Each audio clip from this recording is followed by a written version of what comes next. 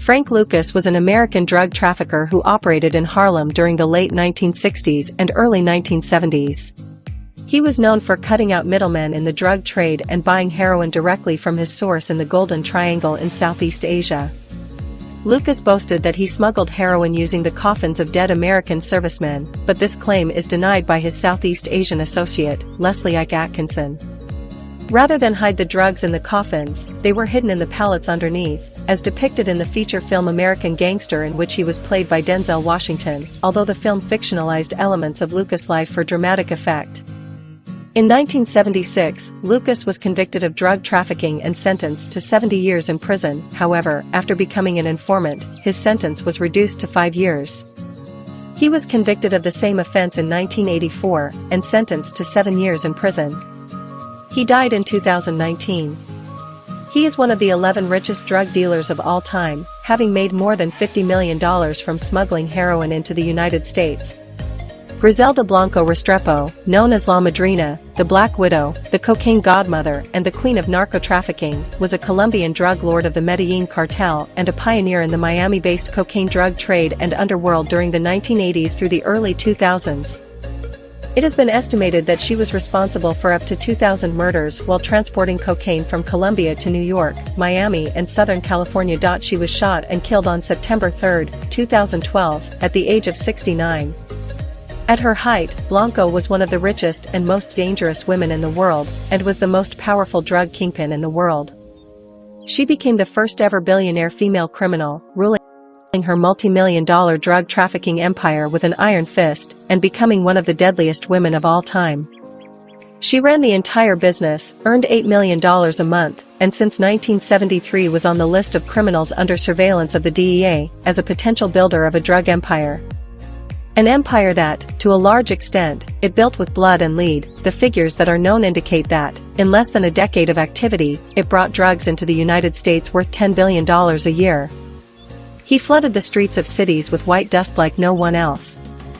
Blanco stained the streets of Florida City red in the 1960s and 1970s with the murder of more than 250 people, including 3 of her husbands.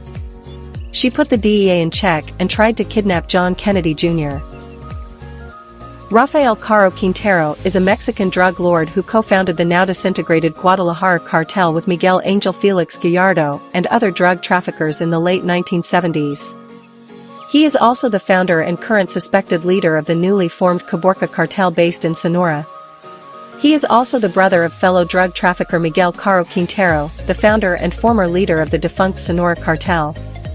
Having formed the Guadalajara cartel in the 1970s, Caro Quintero worked with Gallardo, Ernesto Fonseca Carrillo, and Pedro Aviles Perez by shipping large quantities of marijuana to the United States from Mexico. He was responsible for the kidnapping and murder of the U.S. Drug Enforcement Administration agent Enrique Kiki Camarena, Camarina's pilot Alfredo Zavala Avalar, the American writer John Clay Walker, and dentistry student Alberto Raidlad in 1985. After the murders, Caro Quintero fled to Costa Rica, but was later arrested and extradited back to Mexico, where he was sentenced to 40 years in prison for murder. Following his arrest, the Guadalajara cartel disintegrated, and its leaders were incorporated into the Tijuana cartel, Sinaloa cartel, and Juarez cartel. On the other hand, the founder of the Guadalajara cartel Rafael Caro Quintero has an estimated fortune of $500 million according to Forbes magazine, in addition to 36 properties and some 300 companies in the Guadalajara area. On April 4, 1985, Caro Quintero was arrested in his Alajuela, Costa Rica mansion, while sleeping, just 800 meters from the Juan Santa Maria International Airport, and extradited to Mexico on charges of involvement in Camarena's murder.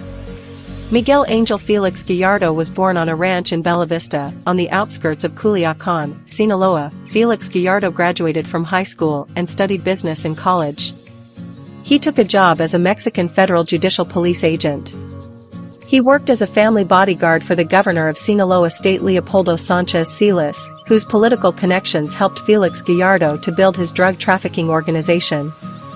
Felix Gallardo started working for drug traffickers brokering corruption of state officials, and together with Rafael Caro Quintero and Ernesto Fonseca Carrillo, who previously worked in the Aviles criminal organization, took control of the trafficking routes after Aviles was killed in a police shootout.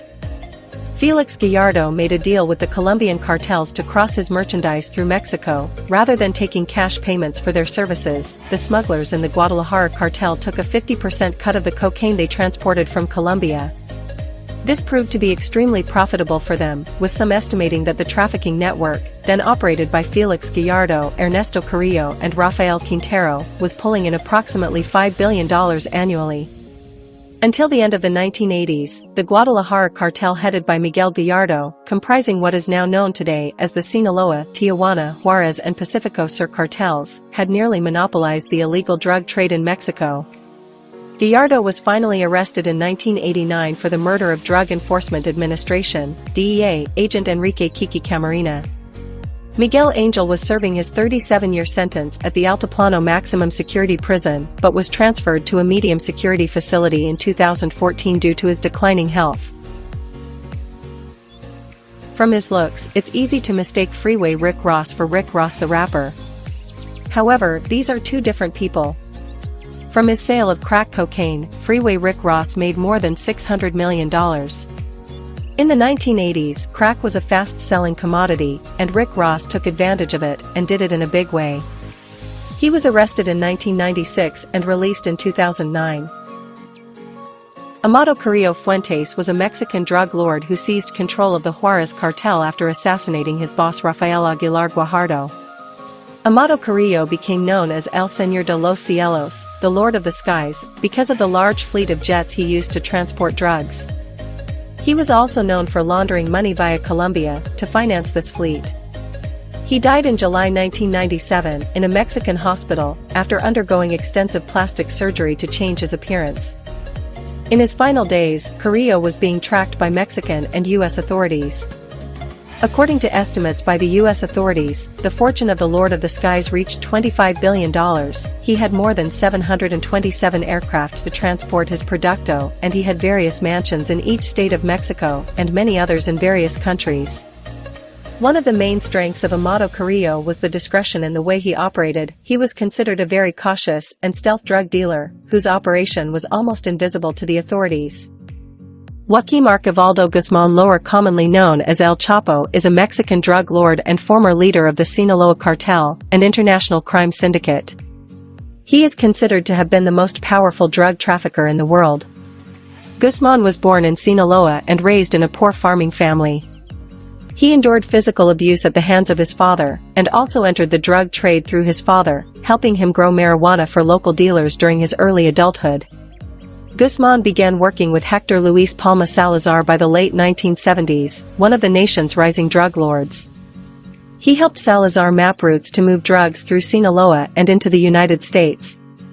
He later supervised logistics for Miguel Angel Felix Gallardo, one of the nation's leading kingpins in the mid-1980s, but Guzman founded his own cartel in 1988 after Gallardo's arrest. The authorities report figures between $12 billion and $14 billion in the name of El Chapo. It is confirmed that he was 4 consecutive years in the list of the most influential, powerful and millionaires of Forbes magazine. In 2009 he joined the world's billionaires list at 701 with a fortune of $1 billion. During the years 2010 and 2011 he remained on the list, but ranked 937 and 1140, respectively.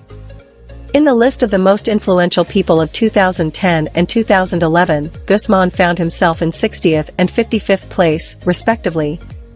He had several houses, mansions and ranches throughout Mexico, luxurious cars and made weapons made of solid gold fashionable in the drug world, in addition to buying the loyalty of different public officials. Pablo Emilio Escobar Gaviria was a Colombian drug lord and narco-terrorist who was the founder and sole leader of the Medellín cartel. Dubbed the King of Cocaine, Escobar is the wealthiest criminal in history, having amassed an estimated net worth of $30 billion by the time of his death, equivalent to $59 billion as of 2019, while his drug cartel monopolized the cocaine trade into the United States in the 1980s and early 1990s. Born in Rio Negro and raised in Medellín, Escobar studied briefly at Universidad Autónoma Latinoamericana of Medellín, but left without graduating. He instead began engaging in criminal activity, selling illegal cigarettes and fake lottery tickets, as well as participating in motor vehicle theft. In the early 1970s, he began to work for various drug smugglers, often kidnapping and holding people for ransom. He had a zoo with more than 200 species of exotic animals, from rhinos, elephants, zebras, giraffes and even hippos that came native to Africa. It had a collection of more than 40 sports cars. The people who worked in Escobar's house had to wear clothes specially designed for the women of the servants. And they also received self-makeup and manicure courses. It should be noted that Escobar was very eccentric in terms of his personal hygiene. He took showers that could last up to 3 hours. He too used to brush his teeth for 45 minutes and did so with a children's brush. And that's it. If you liked the video, don't forget to share it with your friends and subscribe to learn new facts every week. See you in the next video.